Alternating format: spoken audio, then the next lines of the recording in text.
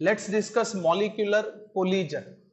अब देखिए, gas molecules जब कंटेनर में एनक्लोज रहते हैं या हम करते हैं, तब वो कंटिन्यूअसली मूव करते होंगे। याद रखना, molecules collide among themselves and with the wall of container also.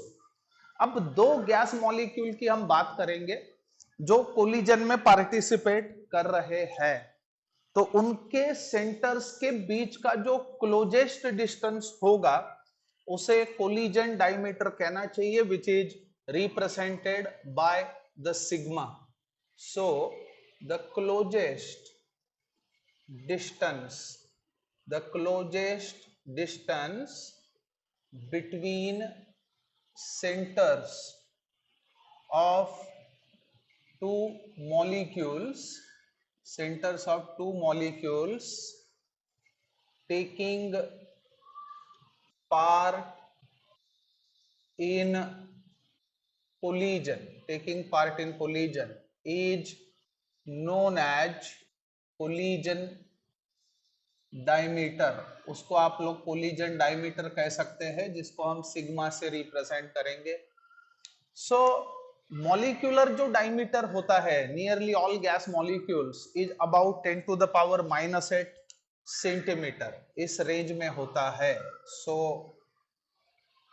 Molecular diameter of all gases is nearly 10 to the power -8 centimetre, ये होता है। So number of collisions taking part in unit time and in unit volume is known as collision frequency, उसको collision frequency कहना चाहिए।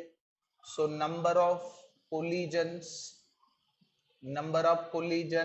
in unit time per unit volume is known as collision frequency, उसको collision frequency कहना चाहिए, जिसको हम Z से represent करेंगे। And it is given as देखिए, कोलिजन फ्रीक्वेंसी को हम कैसे लिख सकते हैं। So Z A is suppose to be the, क्या बोलते, ए गैस है ऐसा हम कंसीडर करेंगे। So which is just equal to √2 pi sigma square into average velocity into N. अब एन बोले तो नंबर ऑफ गैस मॉलिक्यूल्स। अब इसको देखिए कैसे निकाल सकते हैं। So where N can be given as इसको हम कैसे निकाल सकते हैं। So N is equal to Avogadro's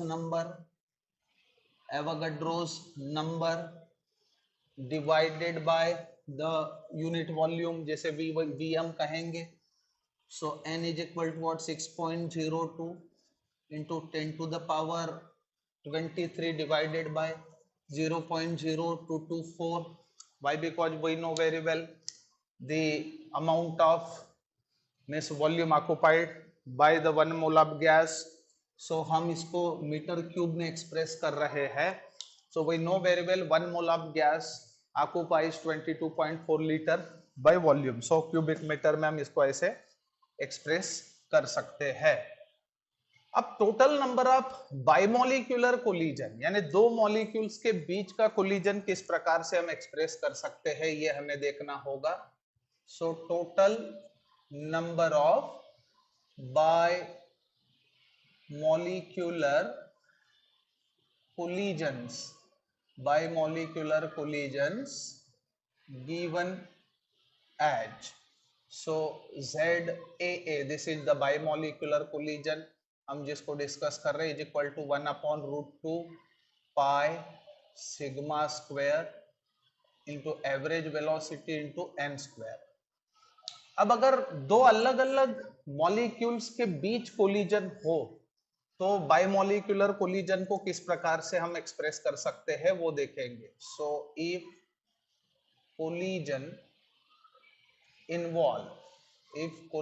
involve two unlike molecules, ऐसा हम बोल सकते हैं, two unlike molecules, then the number of bimolecular, the number of bimolecular collision is given as, अब इसको हम कैसे दिखा सकते हैं, ZAB। अब इसमें हम देखेंगे A और B दो अलग अलग गैसेस है, so it will be sigma AB square into 8 pi RT into MA plus MB divided by MA into MB whole to the power 1/2।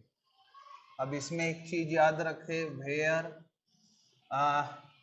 अब सिग्मा ए बी जो है इसे हम लोग कैसे दिखा सकते हैं, sigma A plus sigma B divided by 2।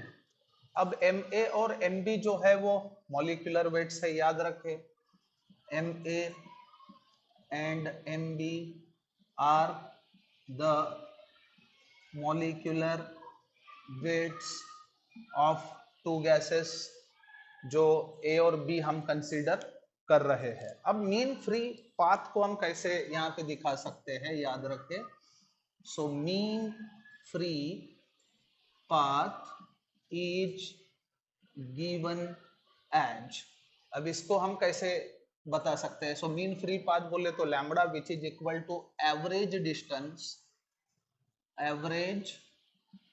Distance traveled in unit time divided by the number of collisions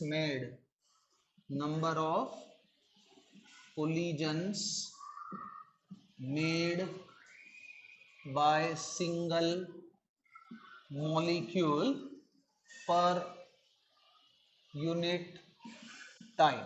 so this is the mean free path। so इसको देखिए कैसे हम दिखा सकते हैं, so lambda is equal to average velocity divided by √2 pi sigma square into average velocity into m। so further इसको हम कैसे लिख सकते हैं, so 1/√2 pi n sigma square। अब देखिए mean free path that is lambda and Z are related. So इसके बीच क्या रिलेशन हम बता सकते हैं, याद रखें, so lambda and Z are related as, इन दोनों के बीच का रिलेशन, so Z is equal to what, RMS velocity divided by lambda give rise to Z। so it was all about the molecular collisions।